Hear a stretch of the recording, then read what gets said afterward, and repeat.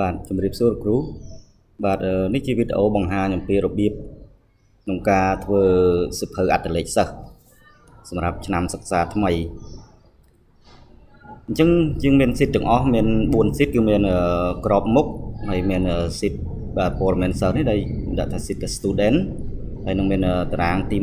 1តារាងទី2បាទចំពោះតារាងទី1តារាងទី2នេះសូមបញ្ជាក់គ្រូដែលថាតារាងទី1តារាងទី2នេះហេតុអីបានយើងដាក់អញ្ចឹង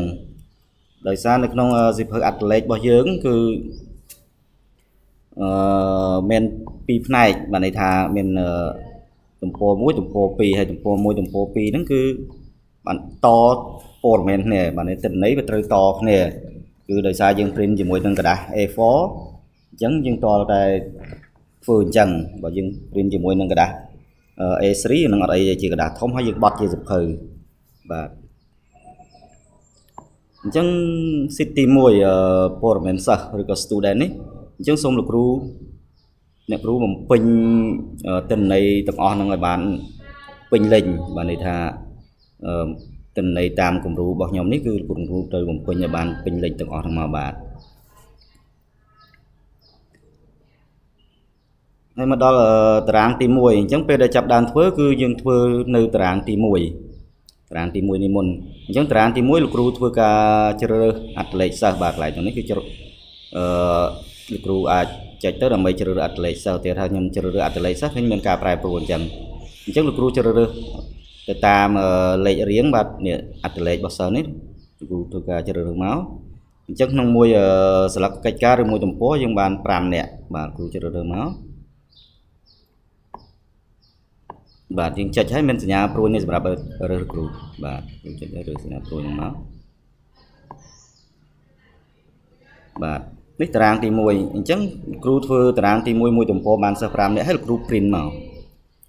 បន្ទាប់ពី print តារាងទី1នឹងហើយមកដល់តារាងទី2តារាងទី2បានន័យថាជាទិន្នន័យឬក៏ជាព័ត៌មានរបស់សិស្សដែលចេញមកពីតារាងទី1នេះដែរអញ្ចឹងនៅពេលដែលគ្រូធ្វើការជ្រើសរើសនៅកន្លែងតារាងទី1រួចហើយតារាងទី2នេះគឺព័ត៌មានសិស្សគឺបានលោតមកកន្លែងទាំងនេះដោយស្វ័យប្រវត្តិបាទគឺលោកគ្រូមិនចាំជ្រើសរើសទៀតទេអញ្ចឹង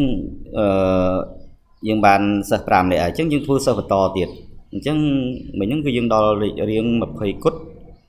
31អញ្ចឹងគ្រូធ្វើការជ្រើសតទៀតមកនេះ20គុតបាទ32នេះ20គុត33នេះបាទ20គុត34បាទមកដល់ដល់នេះ20គុត35លេខហ្នឹងគ្រូវាយក៏បានដែរនេះ20គុត36អញ្ចឹងមកបាទenter មកអញ្ចឹងគ្រូជ្រើសរើសអញ្ចឹងហើយ print ទៀតទៅ print ទៀតគ្រូបាន10នាក់ហើយទំព័រនេះគឺវាតគ្នាមកដោយស្វ័យប្រវត្តិបានន័យថាអត់ខុសឲ្យគ្រូត្រូវគ្នាដោយស្វ័យប្រវត្តិអញ្ចឹងលោកគ្រូធ្វើម្ដង5នាក់ម្ដង5នាក់បានន័យថាមួយទំព័រស្មើនឹងសិស្ស5នាក់លោកគ្រូធ្វើរហូតដល់អស់សិស្សរបស់លោកគ្រូមកហើយលោកគ្រូយកទៅរៀបវាទំព័រទី1 2 3 4 5អញ្ចឹងមកឲ្យត្រូវតាមឈ្មោះសិស្សតាមព័ត៌មានរបស់សិស្សតមួយមក